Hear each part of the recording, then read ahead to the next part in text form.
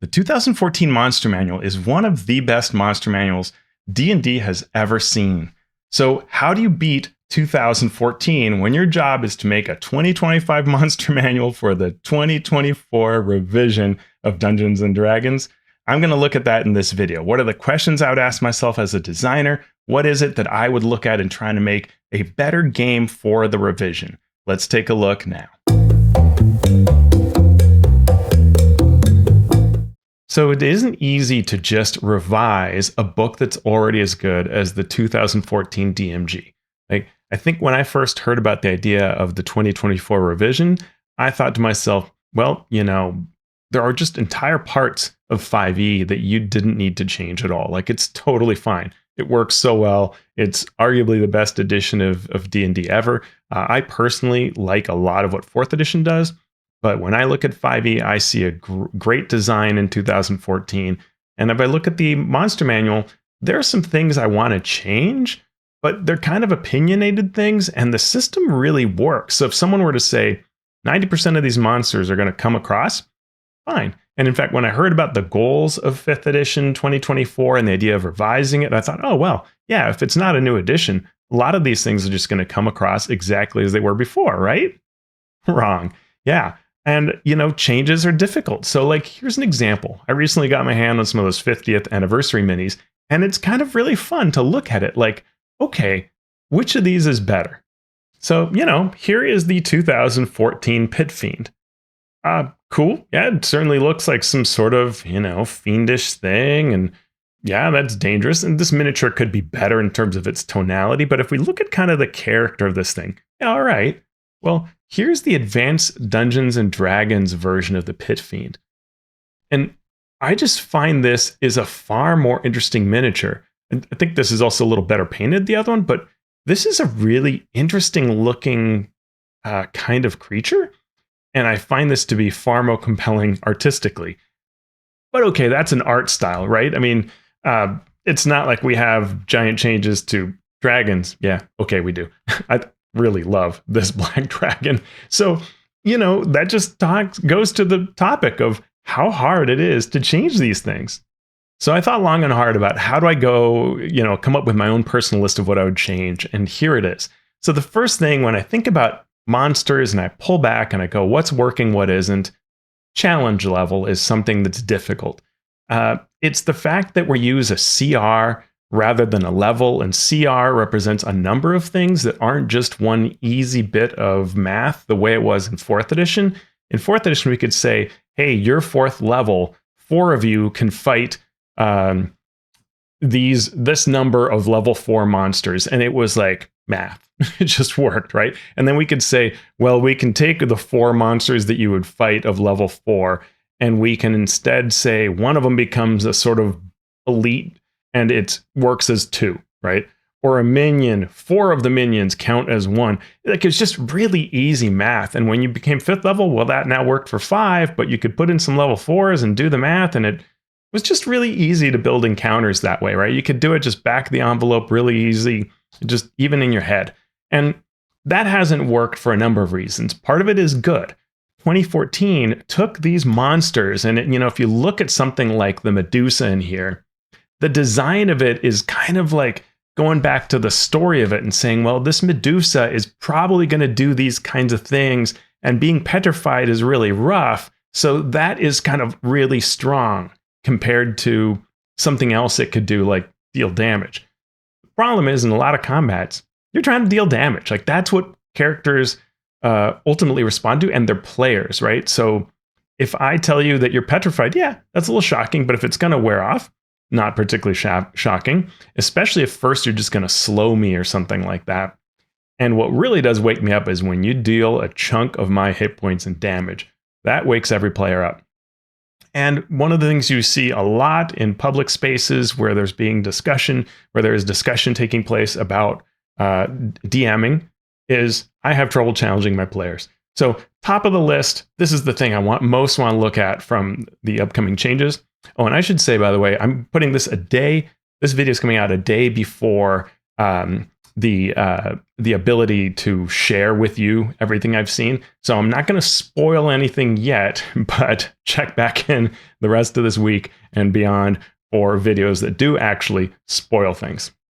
So that's why in this video, I'm really looking at what are my questions, right?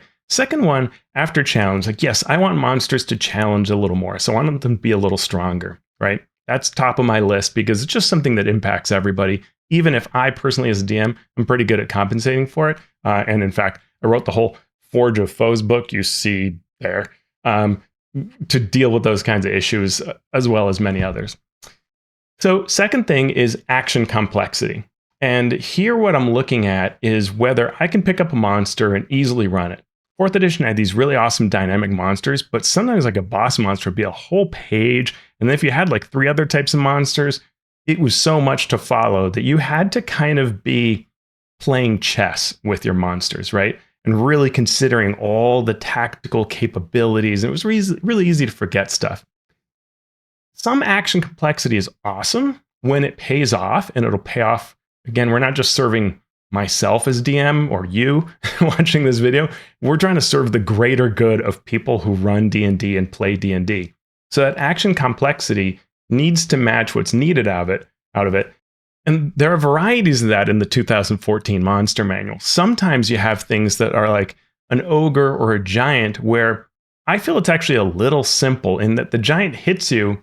Yeah, it does a lot of damage, but it otherwise is like any creature hitting you. And what's the difference between a giant hitting you and like a high CR warrior of some kind? And if the answer is nothing, well, that's a little lame. So what if my giant pushed you across the room or stomped its foot down and knocked you prone, right? I want a little more action complexity from some of those monsters so that it feels like the monster, right? So there's almost 2 things, action complexity and feeling like the monster. Conversely, if you look at the stat block for something like some of the Dryaders and Lolth come to mind, where they have a whole bunch of things they can do. Like they'll have like a spell list with 4 different concentration spells, right? I'm getting into my next topic, but that is a complexity that I don't need. I'm not going to do all that, right? This monster is going to last 3 rounds is what D&D design kind of looks at, but I would say 5 rounds, 4 to 5 rounds. At least that's how it works for my combats. But let's say 3 to 5 rounds. And in 3 to 5 rounds, you're kind of going to do something like 3 times, whatever you're known for. And then you want those little special things that spice it up maybe while being easy to run. And the thing is, imagine I give an encounter, 1-page encounter to a DM. Can they just quickly run that monster, or do they just get bogged down and run it wrong maybe, right? So that action complexity, hitting that sweet spot better than 2014, that's possible. That's something that could be done design-wise. Love to see it. Spell lists. I talked about, there are a number of spells in the 2014 DMG where it's like they didn't realize which spells were concentration. I mean, I know they do. They're brilliant designers, but it's like there's so many options that are concentration that it's like, there aren't enough situations for this. I don't know what the party does. I'm going to cast one of these concentration spells. You don't have to give me the other ones. You really don't. And with spell lists, I got to look it up. So I both want redundancy to be eliminated, tell me what it is that this creature prefers to cast, but also I don't know that I need the verisimilitude of spell lists being like 100% like what a wizard would cast or a cleric or whatever. Just give me the cool stuff. And in fact, tell me what it does.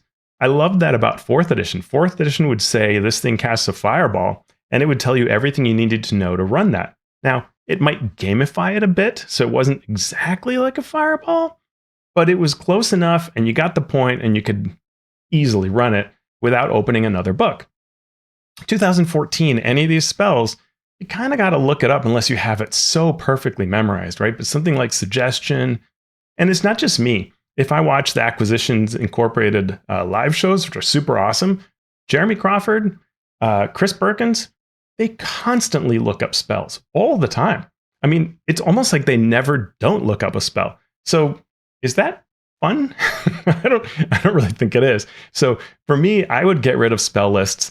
And this goes back to something I'll talk about in another video, which is that whole idea behind when they put out this mini revision In the Monsters of the Multiverse book, this was supposed to be part of the payoff, was simplifying things like this. So I want to see what they do with spell lists. I want it to get simpler. I want it to get easier. I want it to move into the actions list when they are useful. I also want them to feel like real spells. So it's a big ask, I know, but that's what I'm looking for. Next on those here is trap actions. What I mean here is an action that you actually shouldn't take, right? So a spell you shouldn't cast, a action that actually is better to not do because this has such a small area of effect compared to your other big area of effect thing or anything like that, right? If it's a trap, get it out of there. Next one is the lore behind resistances, vulnerabilities, immunities. I think these are actually really nice ways to make a challenge interesting. And I want it to be more like it was in my early days when I would attack a monster as a player and the DM would say, well, it seems like, it bounces off of its thick hide, or it seems resistant to your fire. Like, oh, that's kind of cool.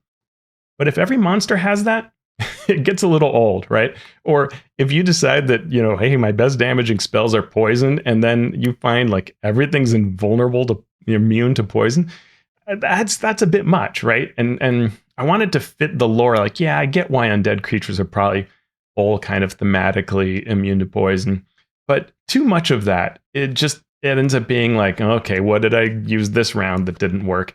And it really hurts the casters, especially, right? The ones that have all of these different types they might be inflicting, necrotic and thunder and whatever. And so if it's constantly the shuffle of find out what it's immune to, it's a problem. Now, where it can work is if it fits the lore.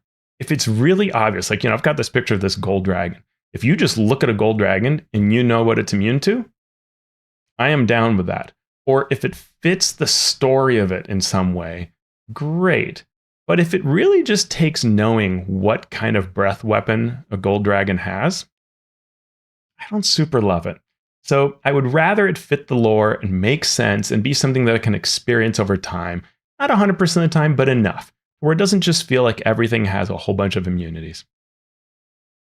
Flavor is something that I thought 2014 did extremely, extremely well. When I read those monster write-ups, they feel like the right kind of words, right? There are some other third-party products out there that do more. There have been some editions, like second edition, that had just huge amounts of information, right? What its ecology was and the number appearing and, societal structures they formed and you name it. And that's really cool, but it's maybe a bit much for your average person, right? Your average DM or what a DM can turn into a tangible feeling of lore. But, having the right amount of flavor and lore and information about the monster gives you ideas. And I think 2014 does this really, really well. The lore in here, the flavor information, that flavor text, the non-stat block stuff is really good at creating ideas for play. And you can be even planning an encounter, right? Like it's a purchased encounter that you got some adventure pre-published, and you go and read that lore section for the monster, and you'll come up with ideas to make that encounter better. That to me says it's excellent. So I don't know that it needs to be a whole lot better. It's really very good. I don't want to lose that. Next is something that belongs really in appendices, but becomes important as an edition ages. And I know this is 2024 5e, but it still is beholden to all of that content that's been created. So I'm very curious about kind of two things. One is whether they will include an updated list of all the monsters, not just in this book, but in the 2014 books that tell us where the monster is found in what terrain, right? So if I'm going to run something in a snowy land, do I know all the 5th edition monsters, 2024 and before, that I can use? Or is it just covering this book? Because something should give me the full list, right? Xanathar's tried to do that at a point in time, but it's been a long time since that. Similarly, a list of all monsters by CR. I love having a list for these monsters, but can I get it for all monsters that I might have? Which honestly is kind of like marketing. Like it'll make me want to go out and buy those books if you tell me like, oh, see, Monsters of the Multiverse page blah, or just Monsters of the Multiverse. Great. Now I know that when I'm doing this snowy whatever, I can go to that book and put in cool stuff. Or if I need a CR2 undead, oh, look, Monsters of the Multiverse has this, or any other book, that would be really awesome. I don't expect it because page count, but it would be lovely. Last thing on my list here is the balance between armor class, hit points, and damage. There was a really interesting experiment that happened in 4th edition where they took, for the Dark Sun book, they took the monsters and lowered armor class, sometimes also lowered hit points, and increased damage. Those monsters were more fun.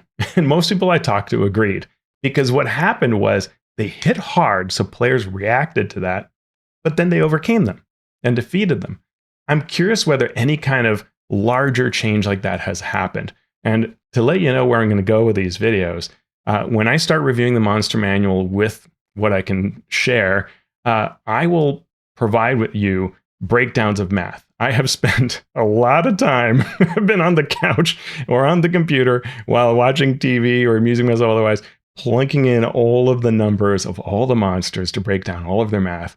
And I want to ask these kinds of questions. Do they hit harder? But also this particular one, how did they balance armor class, hit points, damage? Is it the same as before? Or did they decide to make some sea change like this? Like, hey, let's lower armor class and increase hit points. So you're hitting often and feeling good, but the monster still sticks around for a while. Or conversely, make it harder to hit them so they last longer. Or did they do something like, let's lower one or both of these and increase damage so they hit hard, die fast, which can be a more thrilling kind of combat? I don't know at the point that I'm recording here, at least. I can't tell you now what I know. But that's the question. Before I looked at this book, I was like, okay, I really am curious whether they have made this change, because that's a super cool, fascinating change. Or maybe something else I didn't think of, right? Maybe there's some other trade-off, like they've increased hit points a lot and lowered armor class, or something else, some other combination.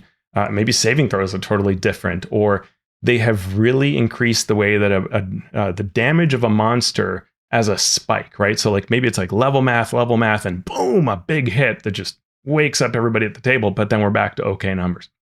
I doubt that, but that would be an example of something that would be pretty interesting if they chose to do it. So there you have it. That's my list of questions that I'm really excited to see as I dive into this new 2024, or let's say 2025 monster manual for the 2024 edition of D&D. I'm excited to see how this new book delivers on this. And it's a tall order because the 2014 book rocks. So we're going to take a look in these next series of videos and see what the math breaks down to, how the design has come together. And I'm going to be analytical and critical to some extent, because that's what I'm doing, right? Analyzing and critiquing, while knowing that kind of no matter what, unless I tell you, hey, this is the worst book ever, and I'm not going to do that. But, unless you hear me say that, this book is going to be great, right? They're not going to mess up this monster manual. They've got great designers. It's going to be fun. But the question is, how did they go about getting to that fun? And what might we have wanted to be a little different? What leaves room for some future edition? How well did they just knock our socks off right now? So I hope you'll join me for those other videos, which you'll see very soon. If you like the work that I do, please check out the links below. Go support me on Patreon. Join our Discord community, which is super, super awesome. And thank you to all of you who support me for making these videos possible.